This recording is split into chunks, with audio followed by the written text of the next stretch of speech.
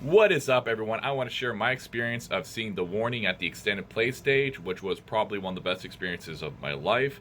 And that's also why my voice sounds a little bit weird. It's probably because I blew out my vocal cords and they haven't recovered, since. But anyways, so Renee and Kalia Rap were beforehand, and everyone in the crowd was there for them. I think I was like one of maybe three Warning fans in attendance. But, when they finally announced the warning, like I'm screaming, cheering on top of my lungs. And then there's a collective, like, who, like, that people ask. And then, people in front of me were asking who the warning are and explained to them, oh, they're this rock band from Mexico.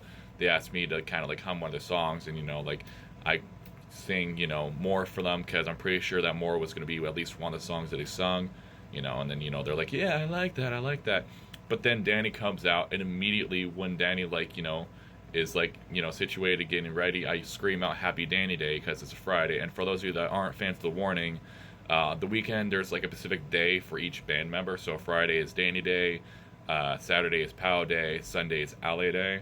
That's kind of like a thing. But Dany noticed me immediately, and once they eventually get into the first song more, like, and when I say Dany noticed me, like, she turned and just like went at me like, hey, like, it was pretty freaking awesome, and that would have made my night right there. But it gets even better, right? So they do more, and I'm like headbanging like crazy. I'm screaming every word at the top of my lungs. And here's the thing: I do the metal screaming stuff already, but what I mean by screaming, it's not doing that kind of stuff. I mean, like, the whole Taylor Swift Eras tour screaming, those TikToks you see of like those girls screaming every single word to like Taylor Swift songs. So kind of like that, just fully unhinged. Like, I'm getting really into it, like I can see like in the corner of my eye the same people who I didn't know who the warning were getting into it and starting to headbang. They may have been following my lead or not. But regardless, it was pretty awesome to see, like them win over people like that. And then, before they start the second song, the crowd starts to point me out. And, like, at this point, I have no idea what's happening. I'm just like, I'm just like, huh?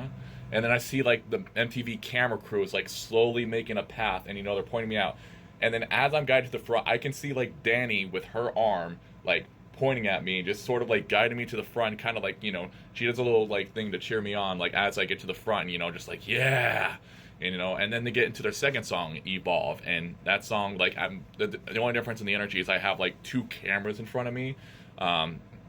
You may or may not see whenever they post the actual full, performance on YouTube, because for every single artist at the extended play stage, they did the 45-second version for TV, and then they're doing a full version for online. It's all live. It's not like they cut it up and only did those 45 seconds. It's basically two separate performances. And so I have like these two cameras like in my face, and I'm just like headbanging like crazy, screaming every word. And like Dany was kind of feeding off of that, because there are some points where like I would be doing something like movement wise, and then Dany would kind of replicate it, or vice versa. And that was just like really awesome. And I say Dany a lot because I was pretty much in front of Dany the entire time. I mean, when I started, before I moved to the front, I was like right between like Dany and Pal. But it was really freaking awesome. I think I went a little bit too crazy at times because the MTV camera crew, I think once or twice, had to tell me to step back behind the line to make sure, I wasn't getting in the way of the cameras, just because, sometimes, well, not sometimes, but I think I just got so excited that I kind of lost my footing on where I was supposed to be. And so, that was it. Like, like I was full on ready to start a mosh pit though, right there though, even though most of the people there probably have not been in that kind of like, metal rock culture or whatever, so they probably aren't sure what to expect from like, those kind of mosh pits, because I do know they do mosh pits apparently at rap shows, but it's a little bit different. But yeah, I was like fully, into it, fully excited, probably one of the best moments of my life. And, it was really freaking awesome. And then I got invited back to the actual VMAS ceremony. But, it was pretty cool to see the actual ceremony itself. But, again, I was there mostly excited to see the clips of the warning performing, which was awesome, and also to support this band, which was and probably one of the biggest moments of their lives. So, it was honestly an honor to be there, and awesome. And also thank you to Dany, Pal, and Al for making that happen.